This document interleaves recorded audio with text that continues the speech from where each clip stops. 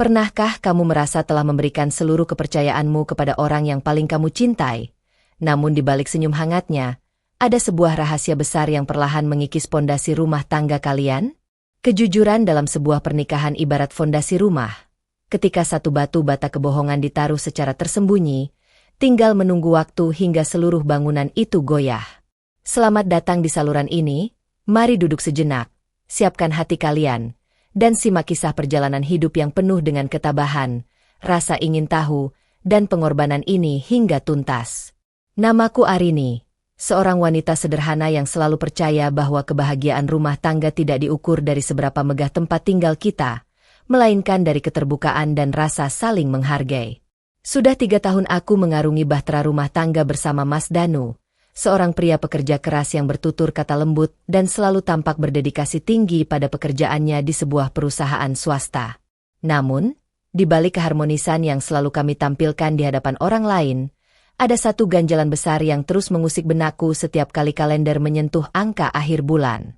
Gaji Mas Danu yang seharusnya cukup untuk memenuhi kebutuhan hidup kami yang tergolong hemat, selalu habis tanpa sisa hanya dalam hitungan hari. Setiap kali aku keberanian diri untuk bertanya dengan penuh kelembutan, Mas Danu hanya tersenyum tipis, mengelak dengan alasan biaya operasional kantor yang membengkak, atau kebutuhan mendadak yang tak bisa ditunda. Sebagai seorang istri yang berusaha berbakti dan memahami beban suami, aku selalu menelan bulat-bulat semua alasan tersebut meski rasa ganjil perlahan menggerogoti dadaku. Aku rela menahan keinginan membeli pakaian baru, memotong anggaran belanja dapur hingga batas paling minim, bahkan mengubur impian kecil kami untuk menabung demi memiliki hunian sendiri. Di mataku kala itu, Mas Danu adalah pahlawan yang sedang berjuang keras demi masa depan kami, seorang pria yang rela mengorbankan kenyamanannya sendiri demi menopang roda kehidupan. Namun, misteri hilangnya uang puluhan juta rupiah setiap bulan tanpa bukti fisik atau barang berharga yang bertambah di rumah kami, lambat laun berubah menjadi bayangan hitam yang menghantui setiap malam tenang kami. Kejujuran finansial dan keterbukaan komunikasi merupakan tiang utama dalam menjaga keutuhan rumah tangga. Menutup-nutupi sesuatu dengan dalih melindungi pasangan seringkali justru menjadi awal dari terhakisnya rasa percaya yang sangat sulit untuk dibangun kembali. Seringkali kita memilih untuk membungkam intuisi demi menjaga kedamaian, padahal hati kecil kita telah menyuarakan sinyal bahaya yang nyata. Menutup mata atas ketidakwajaran yang berulang tidak akan pernah menyelesaikan masalah, melainkan hanya menunda saat di mana kebenaran itu akhirnya memaksa untuk terungkap. Pagi itu, aroma kopi hitam kesukaan Mas Danu memenuhi sudut dapur kami yang sederhana, mengiringi langkah kakinya yang terburu-buru menuju pintu depan. Sembari membenarkan letak dasinya di depan cermin, ia melemparkan senyum manis yang biasa ia berikan sebelum berangkat kerja, senyum yang dulunya selalu berhasil menenangkan segala resahku. Namun hari itu terasa berbeda. Matanya menghindari tatapanku ketika aku menyerahkan tas kerjanya, seolah ada beban berat yang sengaja ia sembunyikan di balik keramahannya. Ketika mobilnya perlahan menghilang di belokan jalan, aku berdiri terpaku di ambang pintu dengan dada yang bergemuruh kencang, menyadari bahwa ketidakberdayaku selama ini harus segera diakhiri.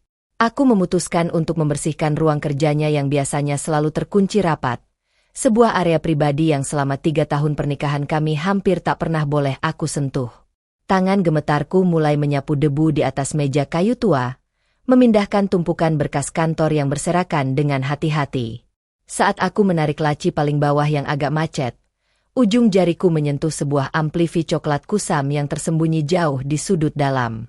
Di dalamnya, terbaring sebuah buku tabungan atas nama Mas Danu yang tak pernah ia ceritakan sebelumnya, lengkap dengan deretan angka mutasi yang membuat jantungku serasa berhenti berdetak seketika. Setiap akhir bulan, ada penarikan tunai dalam jumlah besar yang langsung ditransfer ke sebuah rekening asing, nominal yang sangat pas dengan jumlah gaji yang selalu hilang tanpa jejak. Keberanian untuk mencari kebenaran memerlukan kesiapan mental yang besar. Keraguan yang terus dipendam tanpa klarifikasi hanya akan menjadi racun yang merusak kesehatan jiwa dan keharmonisan hubungan secara perlahan. Menemukan sebuah kenyataan yang berbanding terbalik dengan apa yang kita yakini selama bertahun-tahun adalah salah satu rasa sakit yang paling dalam. Pada titik ini, kepercayaan yang kita bangun dengan susah payah seolah runtuh seketika, menyisakan puing-puing kekecewaan yang sangat menyesakkan dada. Dengan tangan yang makin gemetar dan mata yang berembun, aku meneliti setiap lembar catat mutasi di buku tabungan rahasia tersebut satu persatu. Nama penerima transfer itu adalah seorang wanita bernama Siska, sebuah nama yang sama sekali asing dan tak pernah sekalipun terdengar dari bibir Mas Danu selama kami berhubungan. Jumlah uang yang dikirimkan setiap bulannya sangat fantastis, bahkan seringkali menyedot hampir 80% dari total penghasilan bulanan suamiku. Otakku serasa membeku, mencoba mencerna skenario apa yang sebenarnya sedang terjadi di balik punggungku selama bertahun-tahun pernikahan ini. Apakah Mas Danu memiliki wanita simpanan? Ataukah ada kehidupan ganda yang selama ini ia sembunyikan dengan sangat rapi dari pandanganku? Pertanyaan demi pertanyaan bertumpuk di kepalaku, menciptakan rasa pusing yang luar biasa hingga aku harus terduduk lemas di lantai dingin. Rasa percaya yang kuagungkan selama 3 tahun ini seketika hancur berkeping-keping, berganti dengan rasa asing terhadap pria yang tidur di sampingku setiap malam. Aku memeluk dadaku yang sesak, mendengarkan detak jarum jam dinding yang terasa seperti ketukan vonis atas keretakan rumah tangga kami yang sebenarnya sudah lama terjadi. Haruskah aku langsung mencecar Mas Danu nanti malam? Ataukah aku harus menggali lebih dalam untuk menemukan akar dari seluruh kebohongan besar ini? Bukti awal dari sebuah kebohongan adalah pintu masuk menuju kenyataan yang lebih besar. Menghadapi kenyataan pahit membutuhkan ketenangan pikiran agar kita tidak mengambil langkah yang merugikan diri sendiri. Menghadapi seseorang yang kita cintai saat kita memegang bukti kebohongannya adalah ujian ketenangan jiwa yang sangat berat. Tatapan mata yang dulu terasa hangat dan penuh kasih, seketika berubah menjadi medan pertempuran emosi yang penuh dengan kecurigaan dan rasa terluka. Malam itu, jam dinding menunjukkan pukul 9 malam ketika suara langkah kaki Mas Danu terdengar memasuki rumah dengan wajah yang tampak sangat lelah. Aku duduk diam di meja makan, meletakkan buku tabungan rahasia itu tepat di tengah-tengah meja tanpa mengucapkan sepatah kata pun saat ia melangkah mendekat. Raut wajah Mas Danu seketika berubah pucat pasi. Warna kulitnya memudar saat matanya bertabrakan dengan buku sampul biru tua yang tergeletak di atas meja. Keheningan yang sangat mencekam menyelimuti ruangan, hanya terdengar deru nafas kami berdua yang saling beradu dalam ketegangan yang kian memuncak. Bisa Mas jelaskan siapa Siska dan untuk apa semua uang ini setiap bulan? Tanyaku dengan suara bergetar namun terdengar sangat menuntut. Mas Danu mengusap wajahnya dengan kasar, menarik kursi di hadapanku lalu menundukkan kepalanya dalam-dalam tanpa berani menatap mataku secara langsung. Ini tak seperti yang kamu bayangkan, Rin. Mas bisa jelaskan semuanya, tapi tolong jangan memotong perkataan Mas dulu, ucapnya dengan suara lirih yang tertahan. Kata-kata pengelakan yang mulai keluar dari mulutnya justru makin membakar rasa perih di dadaku, menegaskan bahwa kebohongan ini memang nyata dan disengaja.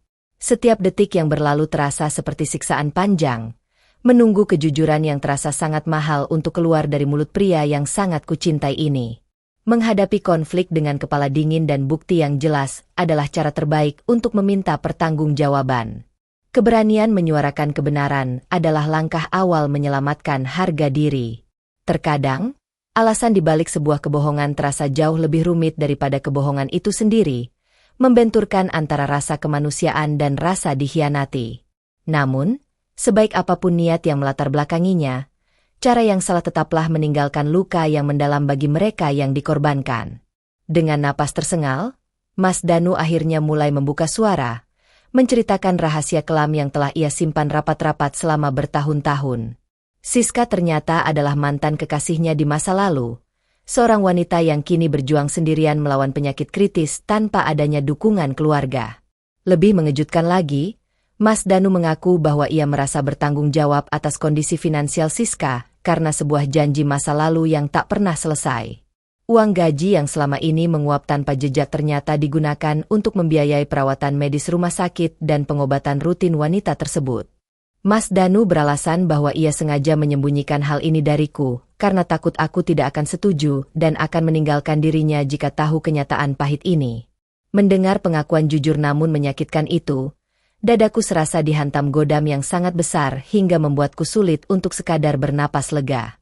Bukan hanya soal uang yang dialihkan tanpa persetujuanku, melainkan kenyataan bahwa ada wanita lain yang mendapatkan prioritas utama di atas kesejahteraan rumah tangga kami sendiri. Aku merasa seperti sosok lengkap yang dikesampingkan, dijadikan penonton dalam panggung drama pengorbanan yang dibangun suamiku untuk wanita dari masa lalunya. Niat baik yang dilakukan dengan cara membohongi pasangan tetap merupakan bentuk pengkhianatan emosional. Sebuah kebaikan tidak boleh dibangun di atas penderitaan dan ketidakadilan terhadap orang terdekat. Ketika kita menyadari bahwa diri kita hanya dijadikan nomor 2 dalam prioritas hidup pasangan, rasa memiliki itu perlahan berubah menjadi kekecewaan yang dingin. Pengorbanan yang kita lakukan dengan tulus selama bertahun-tahun seketika terasa sia-sia dan tak bernilai di matanya. Kenapa harus berbohong? Mas? Kenapa kamu biarkan aku hidup dalam serba kekurangan, sementara kamu menjadi pahlawan untuk wanita lain? Teriakku dengan air mata yang akhirnya pecah menetes. Mas Danu hanya bisa memegang tanganku dengan erat, memohon ampun dan berjanji akan menghentikan semua pengiriman uang itu demi menyelamatkan pernikahan kami. Namun, kata-kata manis dan janji penyesalan yang ia ucapkan malam itu terasa sangat hampa, tertutup oleh dinding kekecewaan yang sudah telanjur menjulang tinggi. Aku mengingat kembali bagaimana aku harus menghemat uang belanja bulanan demi memastikan dapur kami tetap ngebul, sementara suamiku mendedikasikan penghasilannya untuk orang lain. Malam itu berakhir tanpa adanya titik temu yang jelas, meninggalkan kami berdua dalam kamar yang sama namun dengan jarak emosional yang sangat jauh terpisah. Aku memilih untuk tidur di sudut kasur, membelakangi Mas Danu yang terus terisak memanggil namaku sepanjang malam yang terasa amat panjang. Bayangan tentang pengorbananku yang disia-siakan terus berputar di dalam ingatan, mempertanyakan apakah rumah tangga ini masih layak untuk dipertahankan atau tidak. Ketidakadilan dalam pembagian komitmen finansial dan emosional akan merusak fondasi kepercayaan. Hubungan yang sehat membutuhkan keseimbangan dan penghormatan terhadap prioritas pasangan. Ada titik di mana seseorang tidak lagi sanggup menampung rasa sakit yang terus bertumpuk, hingga keputusasaan menjadi satu-satunya jalan untuk menyelamatkan sisa-sisa harga diri. Berada di lingkungan yang penuh dengan bayang-bayang kebohongan hanya akan perlahan membunuh jiwa secara perlahan. Keesokan harinya, suasana di rumah kami terasa sangat canggung dan dingin, seolah tak ada lagi kehangatan yang pernah menjadi ciri khas hunian kecil ini. Mas Danu mencoba bersikap biasa dengan membuatkan sarapan dan mencoba mengajakku berbicara. Namun setiap usahanya hanya kubalas dengan tatapan kosong dan anggukan singkat. Rasa perih di dalam dadaku telah berubah menjadi rasa kebas yang membekukan seluruh emosi yang dulu pernah tumbuh sangat subur. Aku menyadari bahwa mempertahankan pernikahan yang di dalamnya berdiri tembok kebohongan sebesar ini hanya akan menyiksa batinku secara berkepanjangan.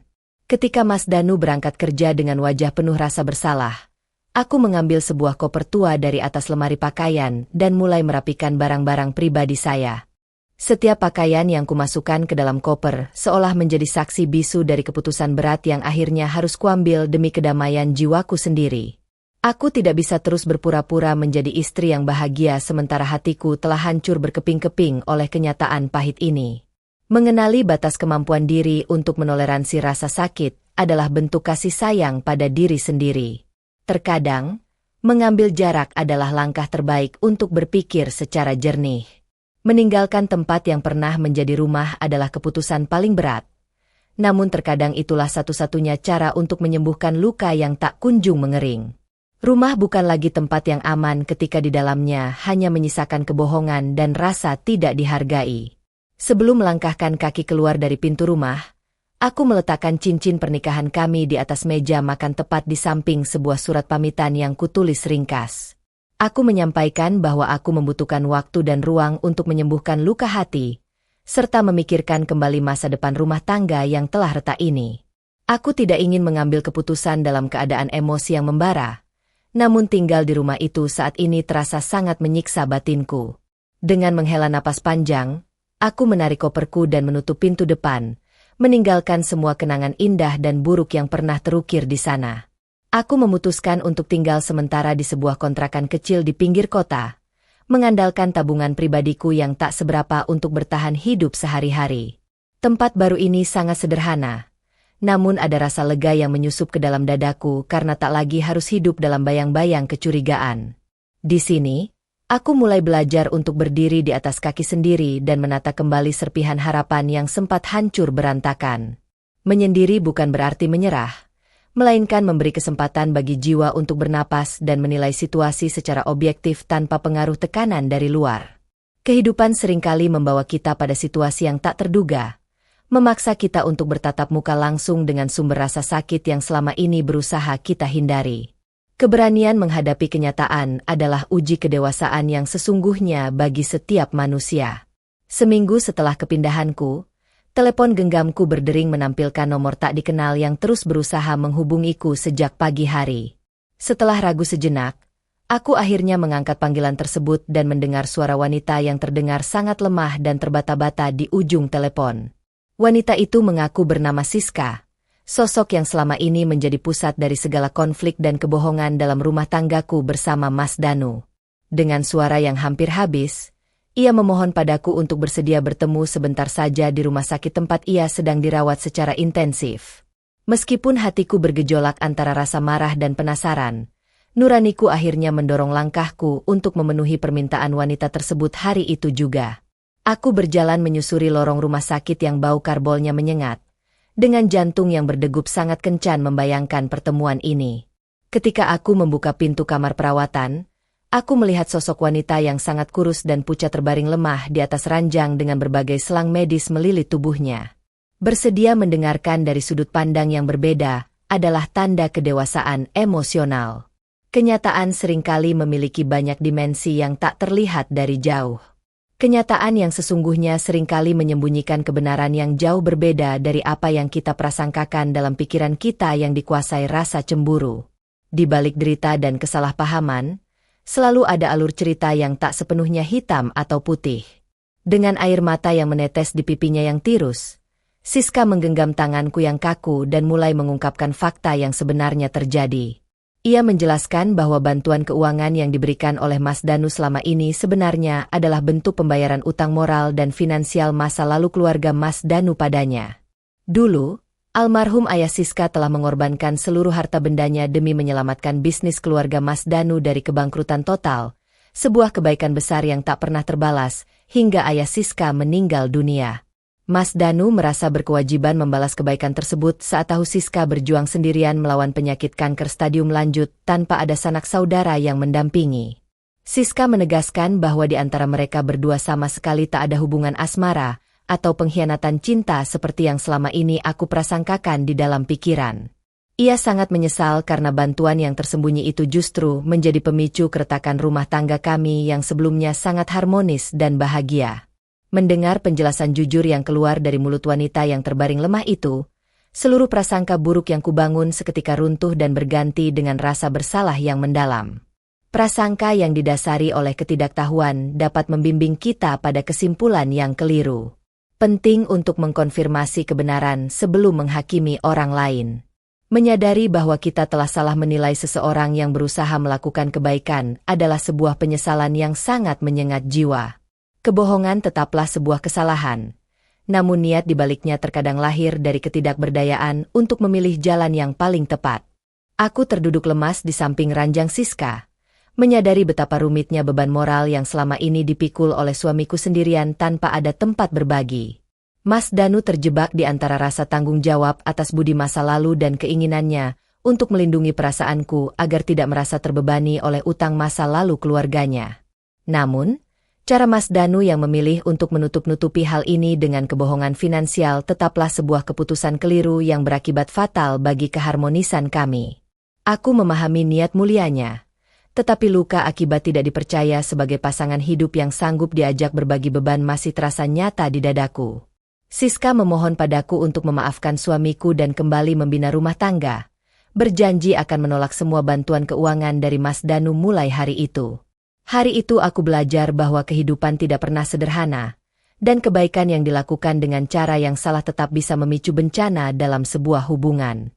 Dengan hati yang berkecamuk oleh rasa bersalah dan penyesalan, aku melangkah keluar dari rumah sakit menuju tempat tinggal suamiku.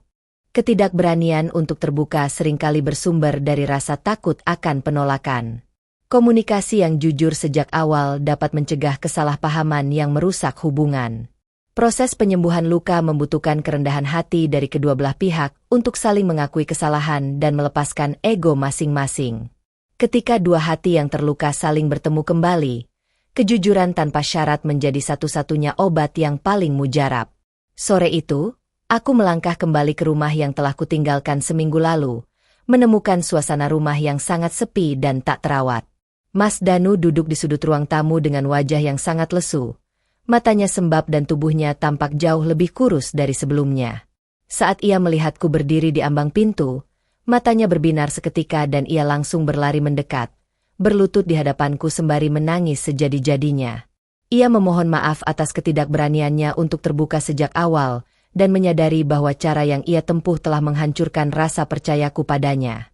Aku memegang bahunya dan memintanya berdiri, lalu kami berdua duduk bersama untuk membicarakan semua hal yang selama ini terpendam tanpa ada yang disembunyikan lagi.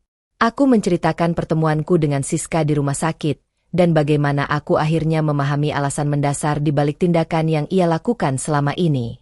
Tangis kami pecah bersama di ruang tamu itu, melepaskan segala beban emosi, kebohongan, dan ketakutan yang selama bertahun-tahun mengurung kehidupan rumah tangga kami. Meminta maaf dengan tulus dan mengakui kesalahan adalah langkah awal dari pemulihan. Kerendahan hati dapat membuka kembali pintu komunikasi yang telah tertutup rapat. Memperbaiki bangunan rumah tangga yang telah retak memerlukan waktu, kesabaran, dan komitmen yang jauh lebih besar daripada memulainya dari awal. Kepercayaan yang telah tercoreng tidak dapat sembuh dalam semalam, melainkan harus dibuktikan lewat tindakan nyata secara konsisten. Kami sepakat untuk membuka lembaran baru dalam hubungan kami dengan syarat transparansi total dalam segala hal, terutama dalam hal pengelolaan keuangan keluarga. Mas Danu menyerahkan seluruh akses keuangan dan tabungannya kepadaku, berjanji tak akan ada lagi rahasia sekecil apapun yang disembunyikan di antara kami berdua. Mengenai bantuan untuk Siska, kami memutuskan untuk mengalokasikannya secara terbuka dan bijak sesuai kemampuan keuangan kami tanpa mengorbankan kebutuhan pokok rumah tangga.